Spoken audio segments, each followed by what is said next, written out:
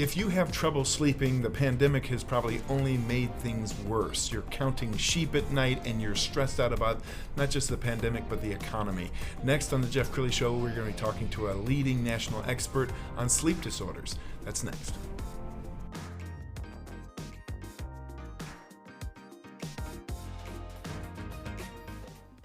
Many are predicting that the worst is yet to come, which is unfortunate, said one person here.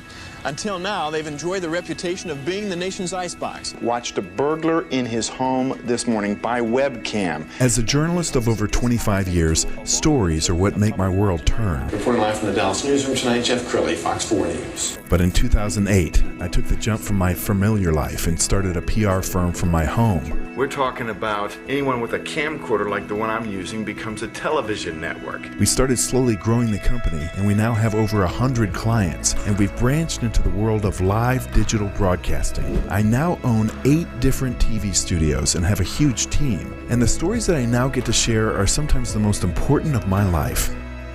Life has a funny way of coming around full circle. This is the Jeff Crilley Show. We are a nation of people who are sleep deprived. We're wired and tired. We're having too much caffeine. We're staying up too late. We're looking at that blue light on our phone until right before we go to sleep. To talk about sleep issues right now, Dr. Hal Stewart, you're a leading national expert. You're a dentist, but you specialize in sleep disorders. Right. Tell us about that. Well, the airway starts with the nose and the mouth, and that's pretty much the dentist's wheelhouse. I learned a long time ago that what I do is a lot more than just about teeth. They're very important. But my own father had severe sleep apnea, and he lived to be 88, but he was very, very healthy. But he started having dementia and Parkinson's, and those things have been found to be related to sleep apnea. So I had a personal issue, and I knew even when he would go through his apneic events, and we didn't know what was going on. You know, when I was in high school and college, I knew something wasn't right about that. It just wasn't right. And my father was always sleepy during the day. He was a big man, a lot of energy, but if he stopped for more than about 5 minutes and sat down somewhere, he would be dozing off. Wow. And then it all came together when I started reading more in my journals about sleep deprivation and about breathing issues that cause sleep apnea. And your approach is really revolutionary. I know a lot of people will just instantly think CPAP machine, right. And you have a different solution that is really a permanent solution, isn't it? Exactly. And again, like my job is to make my patients aware, and make the public aware, even if they're not my patients, that there are many ways to manage sleep apnea or treat it. And I do both, because not everybody, I was just telling Dallas, I had an 80-year-old patient last week. He has severe sleep apnea. We did a home sleep study. She's a mortality risk every time she goes to bed. So I had a CPAP in her hand by the next day. Wow. And she was wearing it that night. And so she may not want to go with a more of a definitive cure. The CPAP for her may be all that she wants to do, and it will save her life for the years she has left. But we do have a definitive approach now where we can actually stimulate people's DNA to actually grow their jaws to the proper size so that their airway will open up, because the vast majority have undersized jaws, and that's an epidemic in this country. So help explain that. If your jaw is too small, your tongue is blocking your airway? Right. So let's say you and I are twins, mm-hmm. and at 5 years of age, you get a puppy. And I don't like puppies. I'm playing with my model airplanes. Well, you develop allergies to this puppy. You start breathing through your mouth and not your nose. Your tongue doesn't go up into the roof of your mouth and push forward and out. So your jaw develops very narrow and with a high arch, and it doesn't develop forward.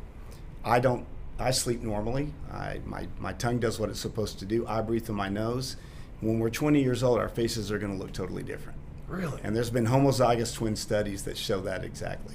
So that would be an epigenetic factor. So how do you grow a jaw? Well, there are stem cells. Stem cells have been in the news for the last 20 years, Sure. Stem cell research. But we have stem cells in the sutures of our bodies. We have stem cells there. And if they're stimulated, they will go to the genetic code, our DNA, and just tell that genetic code to do what it's supposed to do. So if your tongue is already the right size, that's not going to change. But if there's something in your body that hasn't grown correctly, the jaws are probably the most common bone in our body that don't grow correctly because they're affected by so many outside forces. But it stimulates the DNA to say, grow bone, and we can actually do that in adults. And this is like a little mouth guard that the patient wears? Yes, we can do it different ways, but probably the most popular with my patients is a mouth guard that they wear about 14 to 16 hours a day. It's not a mouth guard, it's actually an FDA approved medical device that stimulates bone growth in the mouth, and they wear it say 4 o'clock, they come home, they wear it all night, take it out to eat, they sleep in it, and take it out at 8 o'clock the next morning. Outstanding. And we can grow their bone and their jaw to the proper size in about 12 months. That is amazing. How many Americans does this affect? Well, the studies show less than 50%, but I just know anecdotally from seeing people in malls and, well, not so much right now, but right. that it's an epidemic. It has been deemed by the CDC as an epidemic, so at least 50%. Amazing. I would say it's closer to 75. And you actually teach other dentists and medical professionals how to do this, is Yes. that right? Mm-hmm. That's amazing. Yeah. I also want to brag on Dr. Stewart because he's a nationally known expert who's always being called on by the media. You do interviews all over the country. You did a recent one with Channel 8 that we want to show right now. Like to catch up on lost sleep during the weekend? Well, we have some bad news for you. A new study from France finds 75% of people don't really catch up once Saturday and Sunday have come and gone. It's called sleep debt, and Dr. Hal Stewart, a dentist who specializes in sleep breathing disorders, joins us to discuss this. Thanks for joining us. Good morning. Good to be here. Of course.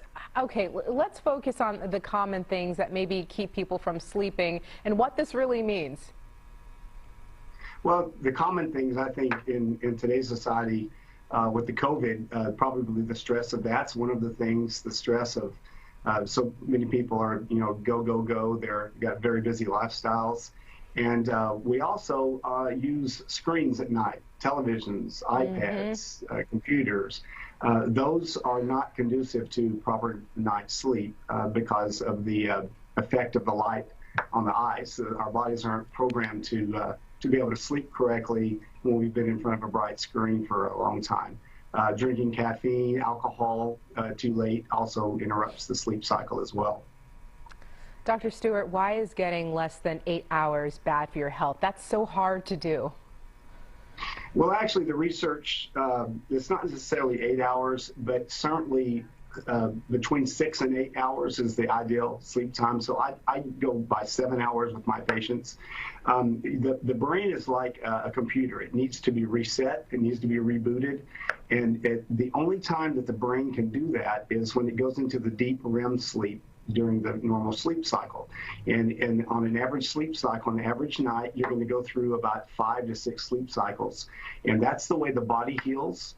Growth occurs, healing occurs, inflammation, the fighting inflammation occurs during that deep sleep. And if you're not getting into that deep sleep, or if you're getting pulled out of it too early, the REM cycle and the other sleep cycles that occur, then you don't get that restorative healing that you need, the proper nutrition, if you will, to your brain.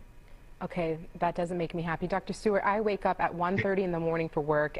By time this show rolls around, I do feel tired. So what are the side effects from the lack of not sleeping? Because I know I'm not the only one working extremely long shifts. Mm-hmm. Well, I don't want to alarm you, but I do because it's for your own health. But the long-term effects of sleep deprivation increases your morbidity for cancer by it doubles, and that's what the research has shown. The good news is this, that whatever your working hours are, you can still develop a routine where you get the proper amount of sleep in, but you just have to be very directive about it. You have to arrange that. All right, good advice, especially for myself. I will be more direct about it. Dr. Stewart, thank you so much for joining us this midday. Welcome. Thank you. Wow, that was a great interview. I got to confess, I'm one of those guys who gets up super early. I think I'm getting about 6 hours of sleep. I'm not sure. I hope it's REM sleep. How does somebody know whether they're getting good quality sleep? Well, there are apps that you can download on your smartphone, and those give you a, kind of a general idea. But to really know accurately, either a good home sleep study or what we call a polysomnogram, where you go into a sleep lab and you're monitored all night long. And those monitor many more body functions than a home sleep study does. But a home sleep study is very good at determining if you have sleep apnea, if you have any respiratory disorders when you're sleeping. And that's something that's easy to do. Yeah, I think you made the point so well on Channel 8 that it's not just like an inconvenience to your spouse that you snore. This could be a really debilitating condition that could lead to death. Yes. Snoring is, when you hear someone snoring, that's an obstruction in their airway. A good, healthy airway is silent. A person sleeps with their mouth closed, they breathe through their nose. When you breathe through your nose, you have nitric oxide released into your air, and that increases the blood vessels in the lungs to expand, and you absorb more oxygen. It's healthy. So the difference between breathing through your mouth and breathing through your nose is like eating health food versus McDonald's all the time. So it's something that we want to see good sleep hygiene to help people breathe through their nose. But if they have a physical obstruction, that needs to be treated medically. And has the pandemic made it worse because people are stressed out? They're probably eating comfort food. They're probably drinking more than they normally do. It just creates chaos in the body, doesn't it? Exactly. So you have all these people with a physiological, anatomical issue where they can't breathe well in the first place, and then on top of that, they add the stress, the poor diet, the inaccuracies they're not in a routine. They're drinking caffeine, they're drinking alcohol too late, and when they do that, it just exacerbates the problem that they already have, and the sleep issues get worse and worse and worse. Doctor, you have been an amazing guest. We're going to have you back soon. We're going to put the website up so everybody can get in touch with them. drhalstewart.com is the website. Thank you so much for your Jeff. words Appreciate of wisdom. You bet. And that's it for now. We'll see you next time.